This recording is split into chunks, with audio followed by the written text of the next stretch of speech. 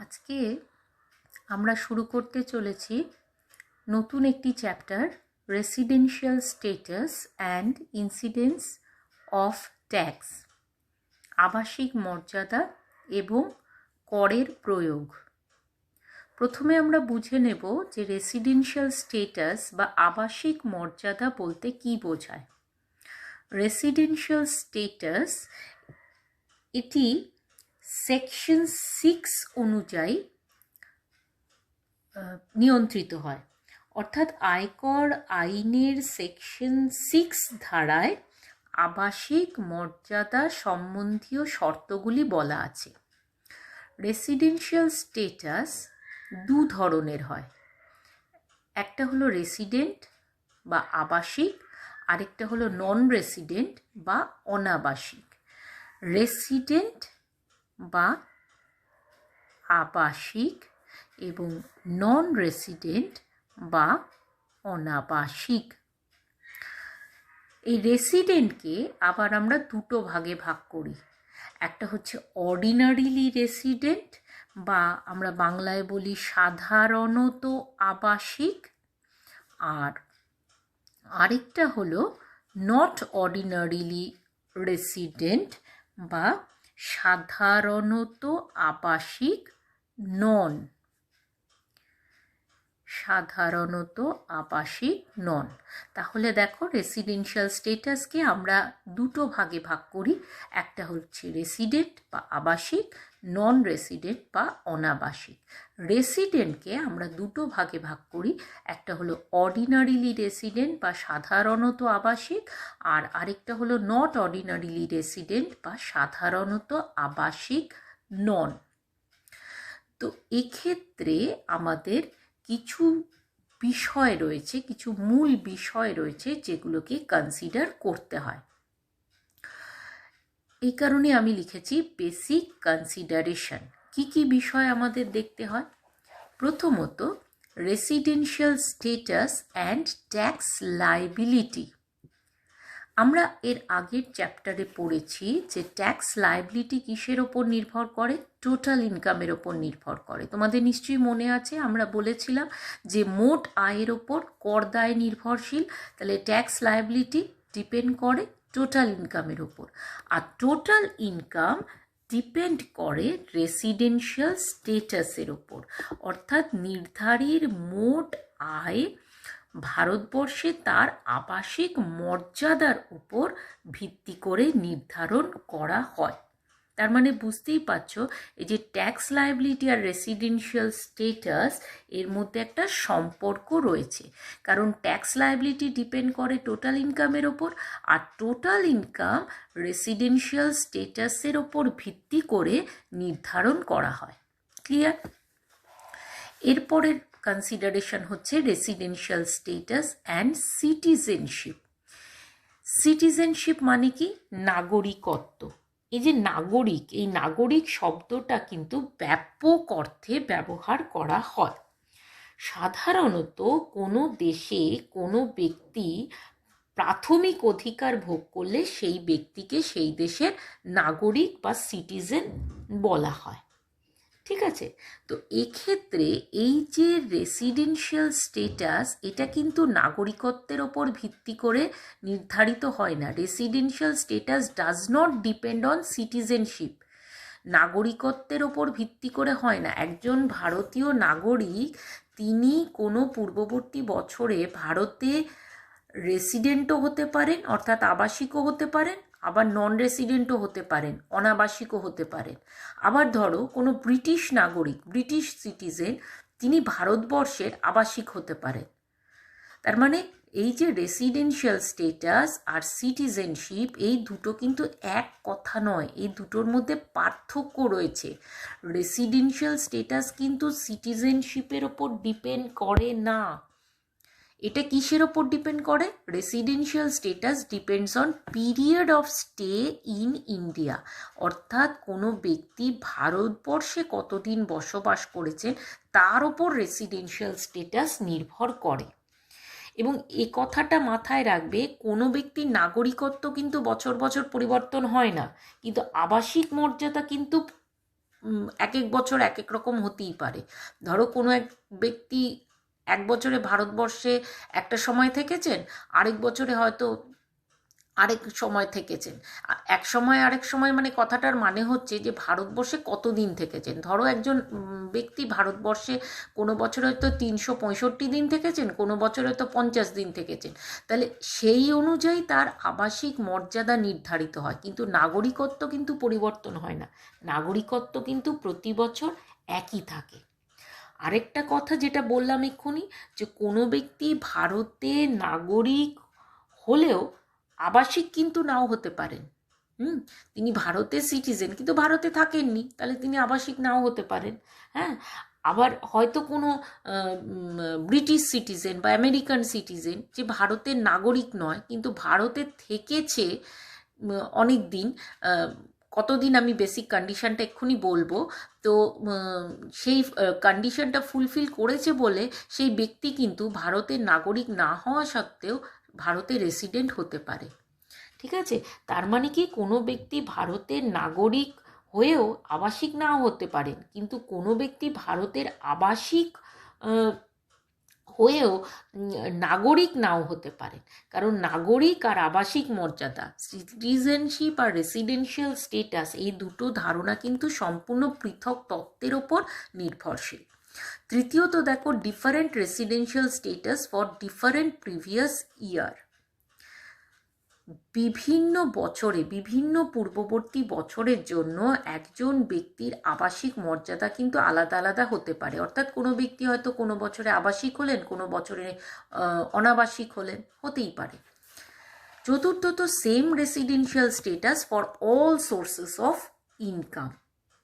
অর্থাৎ কোনো পূর্ববর্তী বছরে কোনো একটা আয়ের উৎসের জন্য যদি একজন ব্যক্তি ভারতে আবাসিক হয়, তাহলে অন্যান্য আয়ের জন্যও তাকে আবাসিক বলা হবে। অর্থাৎ বিভিন্ন আয়ের জন্য কিন্তু তার আবাসিক মর্যাদা বিভিন্ন হতে পারে না। হ্যাঁ, সব কটা সোর্স অফ ইনকামের জন্যই কিন্তু তার রেসিডেন্সিয়াল স্টেটাস নির্ধারিত হবে, একই রেসিডেন্সিয়াল স্টেটাস হবে। আর পঞ্চমত, residential status in India and abroad. অর্থাৎ কোনো ব্যক্তি যদি ভারতে আবাসিক হন, তাহলে কিন্তু তিনি এরকম নয় যে ভারতের বাইরের কোনো দেশে আবাসিক হতে পারেন না, তিনি কিন্তু ভারতের বাইরের কোনো দেশেও একই সাথে আবাসিক হতেই পারেন। হ্যাঁ, মানে একাধিক দেশে তিনি আবাসিক হতেই পারে। হ্যাঁ, আর আরেকটা কথা হচ্ছে, বিভিন্ন দেশে কিন্তু বিভিন্ন ব্যক্তিরও আবাসিক মর্যাদা আলাদা আলাদা হতে পারে। এবার এই যে আবাসিক, এই আবাসিক কথাটার মানে কি? এই আবাসিক কথাটার মানে হলো, এখানে আমি ইন্ডিভিজুয়াল হিসেবে লিখেছি, কারণ আমাদের সিলেবাসে শুধু ইন্ডিভিজুয়ালের রেসিডেন্সিয়াল স্টেটাসই আমরা নির্ধারণ করব, অন্যান্য ব্যক্তিদের রেসিডেন্সিয়াল স্টেটাস নির্ধারণ আমাদের সিলেবাসে নেই। তো রেসিডেন্টকে an individual who fulfills either of the two basic condition। অর্থাৎ এখানে দুটো বেসিক কন্ডিশন আছে অ্যাজ পার সেকশন 6 সাবসেকশন 1। দুটো মৌলিক শর্ত রয়েছে সেকশন 6 সাবসেকশন 1 অনুযায়ী।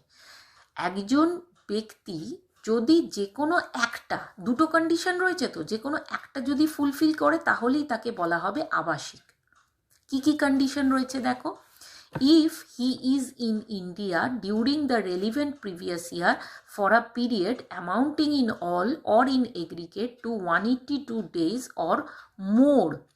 অর্থাৎ যদি পূর্ববর্তী বছরে একজন ব্যক্তি ভারতে সর্বসাকুল্যে 182 দিন বা তার বেশি থাকেন, ভারতে তিনি যদি সর্বসাকুল্যে 182 দিন বা তার বেশি অবস্থান করেন, তাহলে তাকে বলা হবে রেসিডেন্ট।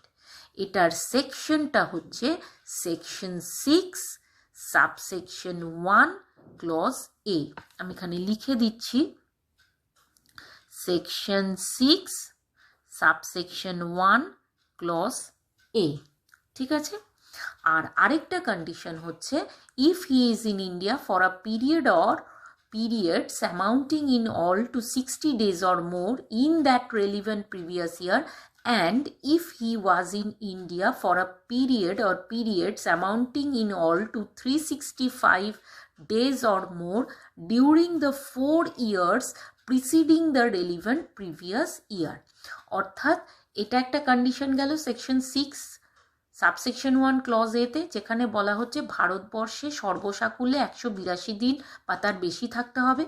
আর দ্বিতীয় কন্ডিশন যেটা, এটা হচ্ছে সেকশন 6 সাবসেকশন 1 ক্লজ সি। এটাতে বলা হচ্ছে যে ওই ব্যক্তি যদি পূর্ববর্তী বছরে ভারতে 60 দিন বা তার বেশি অবস্থান করেন এবং ওই পূর্ববর্তী বছরের ঠিক আগের 4টি পূর্ববর্তী বছরে ভারতের সর্বসাকুল্যে 365 দিন বা তার বেশি দিন অবস্থান করেন, তখন তাকে বলা হবে রেসিডেন্ট। তাহলে দুটো কন্ডিশন তোমরা বুঝতে পারলে, একটা হলো সেকশন 6 সাবসেকশন 1 ক্লজে, একটা সেকশন 6 সাবসেকশন 1 ক্লজ সি। যে এই দুটো কন্ডিশনের মধ্যে যে কোনো একটা ফুলফিল করলেই বলা হবে রেসিডেন্ট। প্রথম কন্ডিশনে হচ্ছে যদি ওই ইন্ডিভিজুয়াল ভারতবর্ষে ওই পূর্ববর্তী বছরে 182 দিন বা তার বেশি দিন থাকেন। আর দ্বিতীয় কন্ডিশন হচ্ছে সেকশন 6(1)(c) অনুযায়ী যদি ওই পূর্ববর্তী বছরে ভারতবর্ষে 60 দিন বা তার বেশি দিন থাকেন এবং ওই পূর্ববর্তী বছরের আগের 4টে পূর্ববর্তী বছরে 365 দিন বা তার বেশি দিন অবস্থান করে। ক্লিয়ার হলো? এরপর নন রেসিডেন্ট বা অনাবাসিক। নন রেসিডেন্ট কি? যদি ওই ইন্ডিভিজুয়াল এই দুটো কন্ডিশনের মধ্যে কোনোটাই ফুলফিল করতে না পারে। An individual who does not fulfil any of the two basic condition. এই দুটো মৌলিক শর্তের মধ্যে যদি কোনোটাই ফুলফিল না করতে পারেন, তখন তাকে বলা হবে অনাবাসিক বা নন রেসিডেন্ট। সেকশনটা হচ্ছে সেকশন 2 সাবসেকশন 30। এবারে দেখো, তোমাদের আমি একটা উদাহরণ দিয়ে বোঝাই, তাহলে তোমাদের একদম ক্লিয়ার হয়ে যাবে।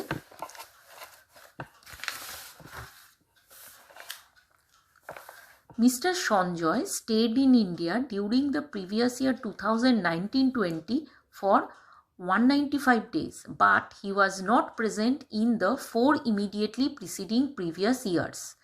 Determine his residential status.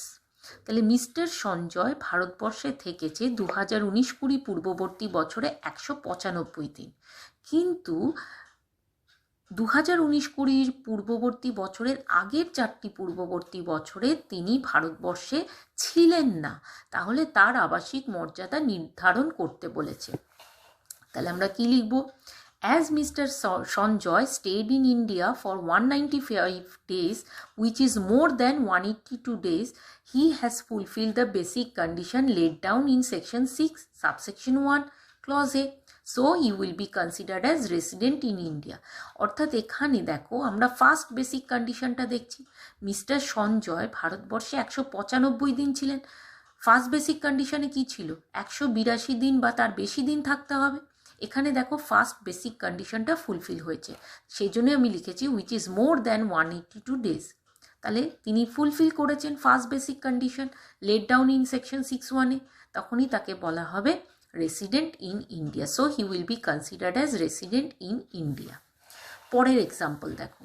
In the previous example, if Mr. Sanjoy stayed in India for 150 days, what will be his residential status? তাহলে এখানে কি হচ্ছে?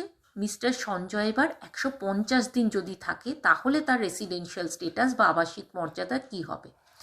As Mr. Sanjoy stayed for only 150 days, he has not fulfilled the basic condition as per section 6(1)(a). যেহেতু mister Sanjay মাত্র 150 দিন ছিলেন, তিনি basic condition যেটা সেকশন 6(1)(a)-তে বলা আছে সেটা ফুলফিল করেননি।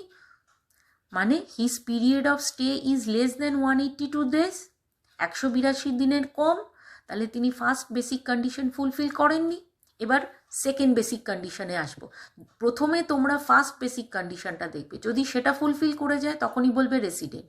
যদি ফার্স্ট বেসিক কন্ডিশন ফুলফিল না করে, মানে সেকশন 6(1)(a) যদি ফুলফিল না করে, তখন সেকেন্ড কন্ডিশনে আসবে, যেটা সেকশন 6 সাবসেকশন 1 ক্লজ সি। দেখো নাও, as per section 6(1)(c, his period of stay is more than 60 days, but he was not present in the 4 immediately preceding previous years, so he will be considered as non-resident in India. তাহলে second কন্ডিশনে কি বলা ছিল? যে তিনি যদি 60 দিন বা তার বেশি ভারতবর্ষে থাকেন এবং ওই পূর্ববর্তী বছরে ঠিক আগের 4টে পূর্ববর্তী বছরে যদি 365 দিন বা তার বেশি দিন ভারতবর্ষে থাকেন। তাহলে দেখো প্রথমটা তিনি ফুলফিল করেছেন। Now as per section 61C his period of stay is more than 60 days। 60 দিনের বেশি ছিল, 150 দিন ছিল মানে 60 দিনের বেশি ছিল।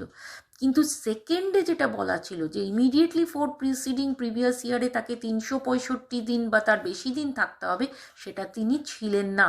কারণ বলা আছে but he was not present in the 4 immediately preceding previous year. তাহলে এটাও, এই কন্ডিশনটাও তিনি কিন্তু ফুলফিল করলেন না। ঠিক আছে, তাহলে in the 4 immediately preceding previous ইয়ারে তিনি ছিলেন না। তাহলে আমি এখানে আরেকটা লাইন লিখে দিচ্ছি, he has not fulfilled, he has not fulfilled condition laid down in section 61C। তাহলে সেকশন 61 এও ফুলফিল করলেন না, সেকশন 61C ও ফুলফিল করলেন না। So he will be considered as non resident in India. তাহলে তোমরা লেখাটা বুঝতে পেরেছো। As mister Sanjay stayed for only 150 days, he has not fulfilled the basic condition as per section 61A. His period of stay is less than 182 days. Now, as per section 61C, his period of stay is more than 60 days, but he was not present in the 4 immediately preceding previous years. He has not fulfilled condition laid down in section 61C. So, he will be considered as non-resident in India. তাহলে তাকে আমরা কি বলবো? অনাবাসিক। এবার third এক্সাম্পলটা দেখো। Mr. Ojoy stayed in India during the previous year 2019-20 for 180 days. Mister Ajay ভারতবর্ষে রয়েছেন 2019-20 পূর্ববর্তী বছরে 180 দিন। But during the 4 previous years preceding the relevant previous year হবে, he stayed in India for 120 days, 230 days, 300 days and 60 days respectively. Determine his residential status. এবার দেখো, এটা আশা করি তোমরা অঙ্কটা বুঝতে পেরেছো যে মিস্টার অজয় ভারতবর্ষে 2019-20 পূর্ববর্তী বছরে ছিলেন 180 দিন, আর তার আগের 4টে পূর্ববর্তী বছরে ছিলেন 120 দিন, 230 দিন, 300 দিন আর 60 দিন। তার আবাসিক মর্যাদা নির্ধারণ করতে হবে। তাহলে দেখো, mister Ajay stayed in India for 180 days which is less than 182 days। 182 দিনের কম ছিলেন, 180 দিন ছিলেন মানে কি 182 দিনের কম ছিলেন। So he has not fulfil the basic condition as per section 61A। তাহলে সেকশন 61 এর কন্ডিশনটা তিনি ফুলফিল করেননি। But as per section 61C his period of stay is more than 60 days। 180 দিন ছিলেন মানে কি 180 দিন ছিলেন মানে তিনি 60 দিনের বেশি ছিলেন।